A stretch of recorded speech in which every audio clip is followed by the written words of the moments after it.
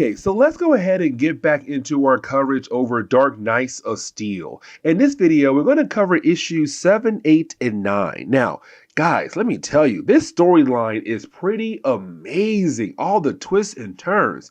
Now, all that being said, we do pick up with the opening page of issue number 7. Now, the opening page is really more of Bruce Wayne having this nightmare. And honestly, I kind of love the idea of this nightmare. And the reason why, because it's the book reminding us what's happening so far in this book. The whole idea that there's some kind of prophecy out there that's basically saying like, hey, listen, down the road, sooner or later, the elves are going to be able to take over the world because how powerful they truly are. We don't stand a chance at all against them. And so in this nightmare, it's the elves just going around killing off people left and right, causing chaos all over the entire world. You also have the Green Man there as well. Now remember, the Green Man is the Joker / Green Lantern / Lex Luthor. It's one heck of a combination. But with that being said, in this nightmare, it's Bruce watching everything being burned around him. And then at the very last second, he's calling out to his supposed family, but then he's killed off by them by the end of this nightmare. So once the nightmare ends, you do have Bruce Wayne wake up, except when he does wake up, he's confronted by a green dog. Now we already know this green dog is the Teen Titans, or sorry, Beast Boy, who's part of the Teen Titans. Let me say that correctly. But either way, when it comes to Bruce Wayne, he's all like, okay, crazy nightmare, but now being confronted by a green talking dog. And then you have Raven walk into the room. And so here comes the Teen Titans in this storyline. And we kind of knew that sooner or later they would play a major role in this storyline because in our last video, you had Ra's al Ghul make a deal with Constantine. Ra's al Ghul promised to bring back the son of Black Lightning back to life, which he was able to do. So the Prince of the Kingdom of Storms is alive again. But the problem is, though, he made a deal with Constantine saying, listen, I can bring the prince back, but I want something in return. I want the Titans. So we already knew sooner or later the Titans are going to play a major role in the storyline. And here they come now in this issue alone. But getting back over to Bruce Wayne, we have to remember that at the end of our last video, after being defeated by Kal-El, Bruce was found by the Kents, Martha and Jonathan Kent. But after they were able to find Bruce and realize that he was seriously injured, they took Bruce back over to their farm. Now, we also learned that they were also protecting the Titans. Starfire, Raven, Beast Boy, and also Cyborg. But here's the problem though. The Titans, they don't like Bruce at all. And honestly, they have a good reason to not like him. Because let's not forget, at the very beginning of this storyline, you had the elves going around kidnapping people who had abilities. But those people, they were being labeled as people who were magic users. They had to be locked up. They were dangerous. And so for Raven the Titans, they're kind of like, dude, listen, you had locked up so many people out there who were just different because they scared you. And I hate the idea that now you're somebody who's like us, because let's not forget, Kal-El and Bruce Wayne, they're half brothers because Jor-El, well, he has some fun time with Martha Wayne. And so it's her saying like, yeah, we know your secret. We know that you're like us, somebody with abilities. And matter of fact, when it comes to Jonathan Kent, he said it was obvious because, again, the kingdom knew that Thomas Wayne was not able to get Martha Wayne pregnant. And so, of course, when it came to Bruce being born, they were like, that's weird. Where did Bruce come from? Everyone knew he had to come from the elves. Something happened between them. And so it's Kent saying like, we already knew everything about you, but now it seems like you had just found out about your dark secret origin. But while you had everybody talking to one another, you have Starfire bring in Richard Grayson. Now, in this reality, the Robins are kind of like spies, but also kind of like scouts as well. But at the end of our last video, when it came to Kal-El defeating Bruce Wayne, and you had the kids take away Batman, help heal him up, well, the thing was, for the kingdom, they're like, hey, where's Batman? We have no idea where Batman is at. So the kingdom was on red alert to find Bruce Wayne. And so they used the Robins to hopefully find Bruce. And luckily, Richard did. But here's the thing, because you now have Richard seeing that it's Bruce Wayne surrounded by the different members of the Titans. And he looks at them as demons because, again, they have abilities. If you have some kind of ability, you're being labeled as a magic user. Now, with all that being said, is Bruce Wayne kind of realizing here that it was wrong to hunt down all those different people who just had ability, because now he's just like them. He now understands what they're going through somewhat. But while you have everyone talking to one another, you have Bruce Wayne realize that somebody is trying to pay them a visit. And that would be Ra's al Ghul and Talia al Ghul. Now, we learn very quickly here that Talia and Bruce Wayne, they have met in the past. But with that being said, is Bruce knowing everything about Ra's al Ghul and his League of Shades? Now, every single member of his league are different people who were put in the Lazarus River. So people who had died in the past being brought back to life somewhat by the Lazarus River. But with all that being said, you do have Bruce tell the Kents and the Titans to stay back because for Ra's al Ghul and his forces, they are a dangerous force. Now, let's not forget that for Ra's al Ghul, that he had bonded with, well, Etrigan, the demon of this reality. So for Ra's al Ghul, he's more powerful than usual. But for Ra's al Ghul and Talia al Ghul, at first, it does seem like they should be able to easily take down Bruce Wayne and the Titans. But Bruce is half Kryptonian. He has the powers of Kal-El. And so he is a very dangerous opponent. So he was able to take down the forces of Ra's al Ghul and Talia al Ghul with the help of the Kents, but also the Titans as well. Now, for Talia, she realized they gotta go ahead and retreat. But she says, you can't watch over the kids all the time because right now, Bruce Wayne, you have to worry about the war coming for your kingdom. And let's not forget, for Bruce, he has no idea what's been happening while he had been missing. The whole idea that right now you have the Kingdom of Storms and also the Amazons heading over to the Kingdom of Elves to begin a major war. And so for Bruce, he's all like, what in the world is she talking about? And so once you have Richard Grayson being able to explain to Bruce what he has been missing, you have Bruce realize he needs to head back home. Now, I kind of love the ending of this book because it's the kids kind of telling us that when it came to their past, they took somebody else in and raised that child, somebody who was a man of two worlds, somebody who had a lot of power like Bruce Wayne. And automatically, we learn it is Aquaman. But here's the catch. Aquaman does not appear in this storyline at all. He appears in the sequel series. But it's kind of cool that kids are out there helping out different people who have different types of abilities. But for the kids, they realize that Bruce Wayne is the key to stop the war, to save all those innocent lives that could be lost in this big war coming very soon. But as we get into issue number 8, we do pick up with the Green Man. Now, the Green Man, again, is Lex Luthor, who's also the Joker of this reality. But apparently, the Lantern Ring is telling him it's time. It's time to kill off this age of people. So we're kind of seeing that a war is coming very soon, and the Green Man is going to play a very important role in that big war.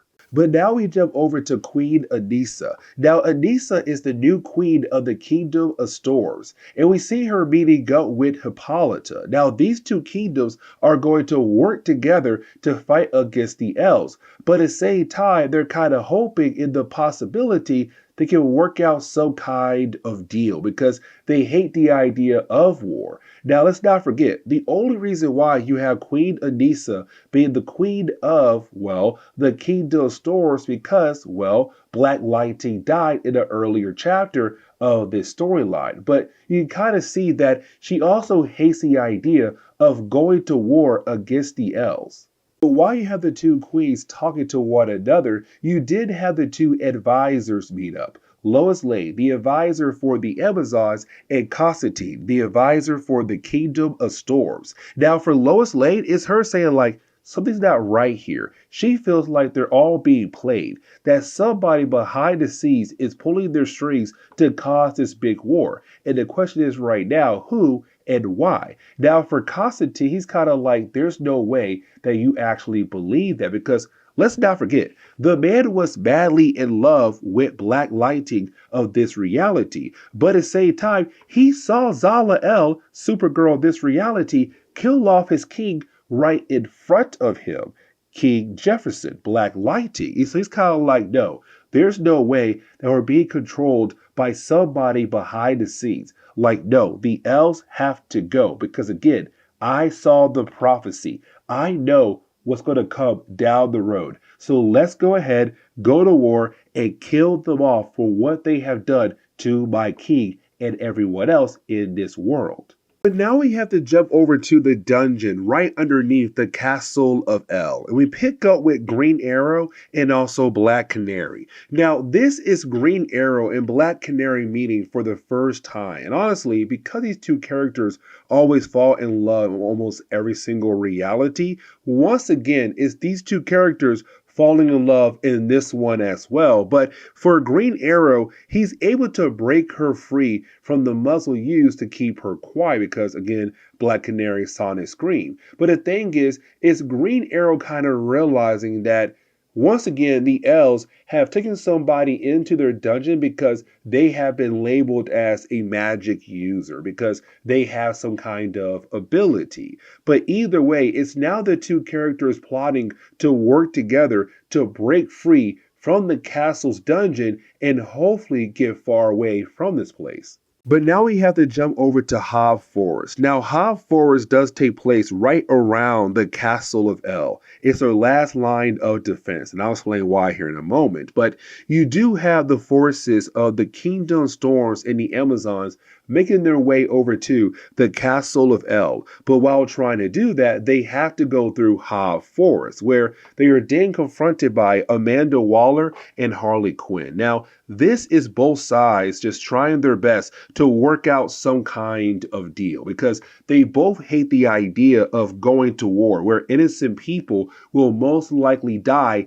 in that war. But the problem is the Amazons and the Kingdom Storms, they want Lara, the current queen of the kingdom. And they're kind of like, no, you cannot have our queen. Let's try to work out a different deal. Unfortunately, they're not able to. So the war will happen most likely once you have the Amazons and the Kingdom Storms make their way over to the Castle of El. And so you have Amanda Waller and Harley Quinn retreat. Now, for Constantine, he's kind of like, listen, that's their general. Go ahead and take her in as a prisoner because if we do that, then we're good then. Go ahead and lock her up. That will break down their forces. But for Hippolyta, that's not right. It's a bad thing to do when it comes to honoring how things are done in this world. Now, with that being said, you do have Constantine try to attack Amanda Waller and Harley Quinn. Now, here is the reason why I say this forest is kind of like the last line of defense for the Castle of El. Because this forest is being controlled by Poison Ivy. Because remember, in this reality, Poison Ivy is madly in love with Harley Quinn. She's doing all she can right now to protect the woman she loves. And also Amanda Waller as well. But like, hey, it's Waller. Either way, while you have the Amazons and also the forces of the Kingdom Storms trying their best to fight against Poison Ivy, they get saved at the very last second by the Green Man, Lex Luthor of this reality. He knocks out Poison Ivy to allow the Amazons, to allow the Kingdom Storms to continue to march on over to the Castle of El. But you do have Waller and Harley Quinn make it back over to the castle, and they do inform their queen like, hey, we were not able to stop them from coming this way because they wanted you. And we said no. So now we're going to fight. Now, for the queen here, she's like, no, I don't want you guys to fight for me. Like, let them take me. But it's Waller saying, no, you have to understand that we are a very powerful force here. We can hold our own. So here we are. It's Amanda Waller telling her man to get ready to fight against the forces who stand around their kingdom. Except at the very last second, you have Zala and also Diana get in the way, saying, no, let's try to find a peaceful way out of this. Because right now, the only reason why this war is happening is because you had Jefferson kill off Jor-El, but you also had Zala kill off the prince of the kingdom of storms. And so it's Zala saying, I didn't do that. And so let's try our best here to work out some kind of deal to make sure that nobody dies today. And so when you have Diana and also Zala confront Anissa and Hippolyta, we also get reminded here that let's not forget, Constantine made a deal with Raja Ghul to bring back the Prince of the Kingdom Storm. So he's there right now, but kind of hidden away because no one truly knows except for Constantine that the Prince is alive again. Because if people find out, they'll know that some kind of dark magic was used to bring him back to life. But it's Constantine saying, you said that you wanted to kill Zala, so go ahead and use your powers to do that. And so let's not forget that each kid of Black Lightning, they have their own kind of elemental power. And so for the prince here, he has the ability to make it rain, to make it flood. And so right now, he's making it flood inside the body of Zala, making her drown right there in front of everyone. And so you have everyone freaking out because Zala is dying right in front of them at this exact moment. And so you didn't have Queen Lara appear. And when she does appear, you have her come down very hard, leading into a shockwave, throwing the prince off and kind of stopping him from being able to kill off Zala. But after doing that, it's more of Hippolyta still wanting to have some kind of deal done to bring peace between the two parties here. Except for Lara, she's kind of like, you know what? I love the idea of what you're saying right now, that no one should die here. But here's my thing. What is the fun in that?